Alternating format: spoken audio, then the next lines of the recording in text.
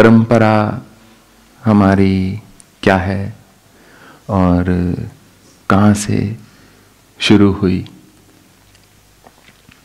मंत्र विज्ञान में जब चाहे दीक्षा हो, चाहे कोई भी साधना हो, उसमें संकल्प का बहुत बड़ा महत्व होता है। एक 2001 में इंग्लैंड में एक स्टडी हुई जिसमें 248 लोग थे। 248 लोगों में के ऊपर एक रिसर्च हुई। एक कंट्रोल ग्रुप था, एक मोटिवेशन ग्रुप था, एक थर्ड ग्रुप था। कंट्रोल ग्रुप साइकोलॉजी में उसको बोलते हैं जिनको कुछ अलग नहीं दिया जाता। मान लीजिए आप एक दवा की रिसर्च कर रहे हैं, किसी दवा पर शोध कर रहे हैं और आपको देखना है वो दवा काम कर रही है या नहीं, सरदर्द की है। एक ऐसा ग्रुप ले लिया जाए जिनको कोई दवा नहीं दी जा रही, उनका सरदर्द अपने आप कब ठीक होता है। एक ऐसा ले लिया जाए प्लेसिबो, जिनको दवा नहीं दी जा रही पर दवा के पूड़िया में कुछ और दिया जा रहा है। और एक वो ग्रुप होगा जिसको वास्तव में दवा दी जा रही है। तो एक तो था कंट्रोल ग्रुप, जिसको कुछ नहीं दिया जाता उसको बोलते हैं कंट्रोल ग्रुप। एक तो था कंट्रोल ग्रुप वहां पे। दूसरा एक ग्रुप था मोटिवेशन, और तीसरा एक ग्रुप था जिसको और ज्यादा उन्होंने एक जो रियल टेस्ट था वो दिया गया। तो उनको कहना था कि हर हफ्ते उनको एक्सरसाइज करनी थी, हफ्ते में 4 बार, बस इतना सा उनका काम था। जो तो पहला ग्रुप था कंट्रोल, उनको बोला भी आप हफ्ते में 4 बार कसरत कर लीजिए, और उन्होंने बोला हम कर लेंगे। जो दूसरा ग्रुप था मोटिवेशन वाला, उनको बिठाकर बताया गया कि व्यायाम के क्या लाभ हैं, कि यदि मनुष्य कसरत करता है तो हार्ट डिजीज उसको कम होगी, उसको डायबिटीज कम होगी, उसको ब्लड प्रेशर कम होगा, इत्यादि इत्यादि बहुत सारे बेनिफिट्स बताए गए। और उनको बोला गया आप एक प्रॉमिस कीजिए कि आप ये जो है एक्सरसाइज हफ्ते में 4 दिन करेंगे। उन्होंने बोला हम प्रॉमिस करते हैं हम हर हफ्ते में 4 बार एक्सरसाइज करेंगे। जो तीसरा ग्रुप था उसको बोला गया कि आप बताओ लिख के कि कब आप एक्सरसाइज करोगे। तो उनको लिखना था कि at such and such day at so and so time I am going to exercise at that particular place, कि फला फला दिन इतने बजे मैं वहां पर कसरत करूंगा। उसके बाद जब ये खत्म हुआ, स्टडी खत्म हुई, मुझे अब याद नहीं कितने महीने ये चली, तो क्या पाया उन्होंने। जो तो कंट्रोल ग्रुप में थे और जो मोटिवेशन ग्रुप में थे, उन दोनों में कोई डिफरेंस नहीं था। केवल 34% ऑफ द टाइम, 34% समय ही वो अपने संकल्प को रख पाए, बाकी समय वो नहीं एक्सरसाइज कर पाए जैसा उन्होंने सोचा था। जबकि जब संकल्प लिया था सब बड़े दृढ़ संकल्पी थे, दृढ़ निश्चयी थे, हम तो निश्चित रूप से करेंगे ही करेंगे। परंतु जिसने संकल्प में ये लिखा था या बोला था कि मैं उस समय पर उस दिन फला जगह पर व्यायाम करूंगा, उन लोगों का जो सक्सेस रेट था जानते हैं कितना था? 91%, which is nearly 3 times as much. तो इसीलिए जब साधना की जाती है या दीक्षा ली जाती है, संकल्प की इतनी भारी महत्वता है। क्योंकि कोई आपके साथ हो ना हो, आपका मन तो आपके साथ ही है, आपके लिए हुए संकल्प तो आप ही के साथ हैं, उनसे तो मनुष्य भाग नहीं सकता।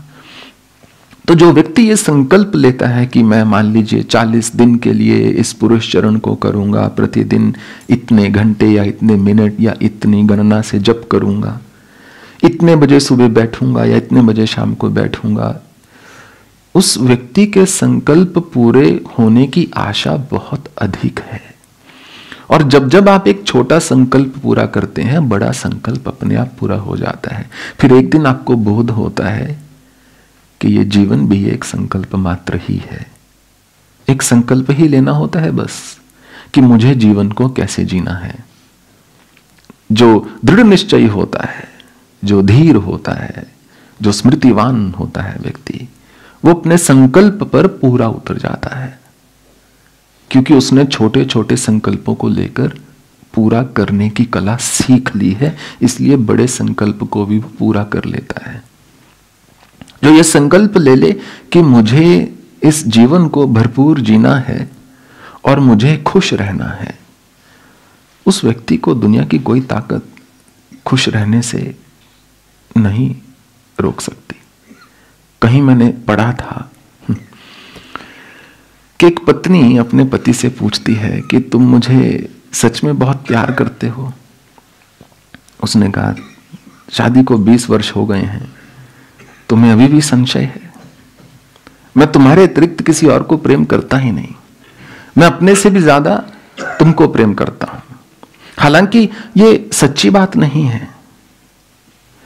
मनुष्य सबसे पहले स्वयं का होता है, बाद में किसी दूसरे का होता है। मनुष्य को सबसे अधिक प्रेम स्वयं से होता है। मान लीजिए आप बहुत दुखी हैं मन में, क्या आप दूसरे व्यक्ति का वो ध्यान रख पाएंगे? क्या हंस के प्रेम से, जैसे उस व्यक्ति को आनंद की अनुभूति हो, उससे वैसे बात कर पाएंगे? नहीं, संभव नहीं। तो पत्नी ने कहा, क्या तुम मुझसे बहुत प्रेम करते हो? उसने कहा, मैं तुम्हारे अतिरिक्त किसी और को प्रेम करता ही नहीं। अच्छा बताओ, अगर कल को मेरी मृत्यु हो जाए तो क्या करोगे? उसने कहा, ऐसी बात मत निकालो, मैं तो पागल हो जाऊंगा। उसने कहा, कहने की बात है, ऐसे थोड़े ना पागल हो जाए। कहता, नहीं, सच कह रहा हूं, अगर तुम कल मर गई मैं तो पागल हो जाऊंगा। कहती, मुझे तुम्हारा विश्वास नहीं, 1 ही महीने में तुम निश्चित रूप से दूसरी शादी कर लोगे।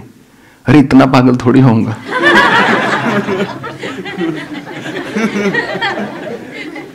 इतना पागल थोड़े होऊंगा कि दूसरी शादी कर लूंगा।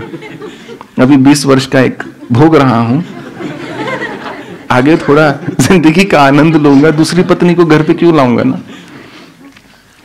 तो जो पागलपन होता है ना, उसकी कोई हद नहीं होती। बस वो जो जुनून होता है, उस ऊर्जा को आपने निर्माण के कार्य में लगाना है जीवन में। चाहे अपना आध्यात्मिक निर्माण हो, चाहे युग निर्माण हो, चाहे समाज का निर्माण हो, या उसको स्वयं या दूसरों को हानि पहुंचाने के लिए लगाना है। ये एक व्यक्तिगत चुनाव है, ये आपका चुनाव है। इसलिए जब मनुष्य परंपरा से जुड़ता है तो जिसको वो व्यक्ति आगे मंत्र दे रहा है, उसके लिए एक बहुत बड़ा उत्तरदायित्व हो जाता है। इसीलिए दीक्षा के 7 कदम हैं। नहीं तो मान लीजिए दूसरे कदम पर हमने आपको अपना मंत्र दिया, जिससे आपका और मेरा संबंध और दृढ़ हो, ताकि मैं उस भूमि को तैयार कर सकूं। तीसरे कदम में उस व्यक्ति को इष्ट का पहला मंत्र या एक पहला किसी दूसरे ऊर्जा या देवता का मंत्र दे दिया जाता है। वो पहले कदम में भी दिया जा सकता है। मान लीजिए आपको मिला, आप किसी से बोलो मैं तो ये जप रहा हूं या जप रही हूं, तुम भी कर लो, कर लो। फिर उस चेकबुक पर साइन नहीं है और आप अपने खाते में से निकाल के दिए जा रहे हो, अभी अपना तो जोड़ा नहीं है कि नहीं? अभी अपना तो जोड़ा नहीं है और बांटने को तैयार हैं। तो इसीलिए वो व्यक्ति यदि किसी को मंत्र देता है आगे बिना अधिकार के, वो अपना मंत्र जपने का अधिकार भी खो बैठता है। ये मूल परंपरा का नियम है। तो जो व्यक्ति 6, 7वें कदम पर पहुंच गया, जिसको परंपरा या गुरु से आज्ञा हो गई कि अब वो भी आगे मंत्र दे सकता है, तब जाकर वो जो साधक है या वो सिद्ध है, वो आगे किसी को मंत्र दे सकता है। तब तक वो किसी को आगे दीक्षा नहीं दे सकता। और जो गुरु ज्ञान को समेट कर बैठा रहे, कुछ के पास ज्ञान होता ही नहीं समेटने को, वो यही कहकर देते नहीं किसी को कि मैं दे नहीं सकता, क्योंकि देने कुछ है नहीं, खाली हैं बिल्कुल। ऐसे गुरु बहुत हैं जो पूजनीय हो जाते हैं समाज में, बस वो क्योंकि एक धोखे में सबको रख रखा है, और सब कहते हैं बस ये जो हमारे गुरु हैं इनकी कृपा है, इसी से सारा काम हो जाएगा। तो उनकी अपनी आध्यात्मिक प्रगति जो है बिल्कुल स्थगित हो जाती है, रुक जाती है। पर जो अधिकारी हो जाता है, जो गुरु अधिकारी होने के बावजूद भी, ज्ञानवान होने के बावजूद भी अपने ज्ञान को अपने पास रखता है, वो तो उसकी कोई गति नहीं। फिर वो व्यक्ति जैसे होता है जिसको धन से बहुत प्रेम होता है, अगर वो दान में ना दे उसको, वो सर्प ही बनकर पैदा होगा। बुद्ध के समय की कथा है कि बुद्ध भगवान कहीं गए तो वो कहते कि क्षमा कीजिए भंते, आपको घर के भीतर नहीं बुला सकते, क्योंकि ये जो उनके घर में एक कुत्ता था वो हर समय भौंकता रहता था, और ना जाने क्यों कोई कहीं भी बैठे ये नहीं भौंकता, कोई इस खाट पर आकर बैठे, इस चौकी पर आकर बैठे तो ये भौंकता है। तो बुद्ध ने कहा इसको बाहर ले जाओ कुत्ते को। कुत्ते को बाहर ले जाना बहुत आसान होता है, दूध ब्रेड कुछ दिखा दो वो तुरंत बाहर हो जाता है। जब मालिक की मृत्यु हो जाए 3 दिन तक साधारणतः कुत्ता जो है वो प्रतीक्षा करता है, उसके बाद वो उसको खाना शुरू कर देता है। बिल्ली जो है 24 घंटे भी नहीं करती, और सबसे पहले वो चीक्स और आंखें इत्यादि दिखाते हैं जो सॉफ्ट पार्ट्स हैं बॉडी के। तो बुद्ध ने कहा इसको बाहर ले जाओ।